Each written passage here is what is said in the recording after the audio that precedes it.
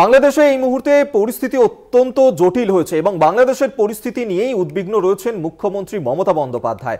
রাজ্য মন্ত্রিসভার বৈঠকে বাংলাদেশের পরিস্থিতি নিয়েই আলোচনা। বাংলাদেশ নিয়ে কেউ কোনো মন্তব্য করবেন না, ফেসবুক বা কোনো জায়গায় কিছু পোস্ট করবেন না, এমনটাই বলেছেন। রাজ্য মন্ত্রিসভার সদস্যদেরকে সতর্কবার্তা দিয়েছেন মুখ্যমন্ত্রী মমতা বন্দ্যোপাধ্যায়। আপনারা জানেন যে আজই বাংলাদেশ ছেড়েছেন প্রধানমন্ত্রী শেখ হাসিনা, পদ থেকেও ইস্তফা দিয়েছেন তিনি। এই মুহূর্তে বাংলাদেশে অন্তর্বর্তীকালীন সরকার গঠন করা হতে চলেছে এবং বাংলাদেশের এই যে পরিস্থিতি তা নিয়ে উদ্বিগ্ন রয়েছেন মুখ্যমন্ত্রী মমতা বন্দ্যোপাধ্যায়।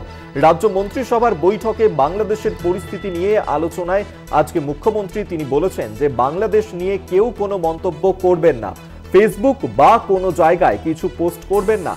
রাজ্য মন্ত্রিসভার সদস্যদেরকে সতর্কবার্তা দিয়েছেন মুখ্যমন্ত্রী মমতা বন্দ্যোপাধ্যায়। বিশেষ প্রতিনিধি দীপ্তিমান ভট্টাচার্য এই মুহূর্তে আমাদের সঙ্গে টেলিফোনে রয়েছেন। দীপ্তিমান, বাংলাদেশের যে সংকটজনক পরিস্থিতি এবার তা নিয়েই উদ্বেগ প্রকাশ করেছেন মুখ্যমন্ত্রী, বেশ কিছু সতর্কবার্তা দিয়েছেন তিনি, কি বলেছেন? কিন্তু পুরো বাংলাদেশের সিচুয়েশন সামনে আসে এবং সেই সময় মুখ্যমন্ত্রী সকলকে সতর্ক করে বলেন যে কেউ কোনো পোস্ট করবে না, এই বিষয়ে কেউ কোনো জায়গায় কিছু বলবে না এবং ফেসবুক থেকে আরম্ভ করে কোনো জায়গায় কোনো পোস্ট করবে না। যা বলার বা যা করার ভারত সরকার করবে। অর্থাৎ ফেসবুক এবং কোনো জায়গা থেকে কোনো পোস্ট করা থেকে বিরত থাকতেই কিন্তু বলেছেন মুখ্যমন্ত্রী মমতা বন্দ্যোপাধ্যায়।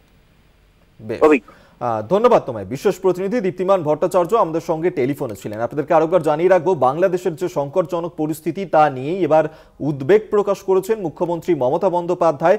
রাজ্য মন্ত্রিসভার বৈঠকে তিনি বলেছেন বাংলাদেশের পরিস্থিতি নিয়ে আলোচনা ক্ষেত্রেই বাংলাদেশ নিয়ে কেউ কোনো মন্তব্য করবেন না, ফেসবুক বা কোনো জায়গায় কিছু পোস্ট করবেন না। রাজ্য মন্ত্রিসভার সদস্যদেরকে সতর্কবার্তা দিয়েছেন মমতা বন্দ্যোপাধ্যায়।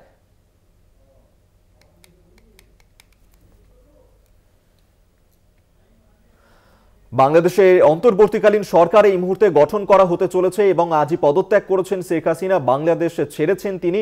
সেই মুহূর্তের ছবি আপনাদেরকে দেখাচ্ছি যে একদিকে বাংলাদেশে অগ্নিগর্ভ পরিস্থিতি, বিভিন্ন জায়গায় আগুন ধরিয়ে দেওয়া হয়েছে, আন্দোলনকারীরা আগুন ধরিয়ে দেয়, যে উত্তপ্ত পরিস্থিতির ছবি তুলে ধরছি। পাশাপাশি আপনাদেরকে দেখাচ্ছি যে সেই মুহূর্তের ছবি যে মুহূর্তে সামরিক হেলিকপ্টারে করে প্রধানমন্ত্রী শেখ হাসিনা এবং তার বোন তারা দুজনেই আজকে দেশ ছেড়েছেন।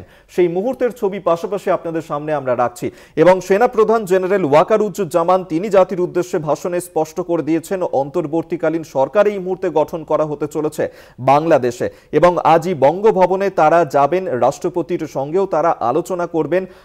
অন্তর্বর্তী সরকার গঠনের ব্যাপারেই বিস্তারিত আলোচনা হবে সেখানে। ছাত্রদেরকে শান্ত হওয়ারও পরামর্শ দিয়েছেন সেনা প্রধান।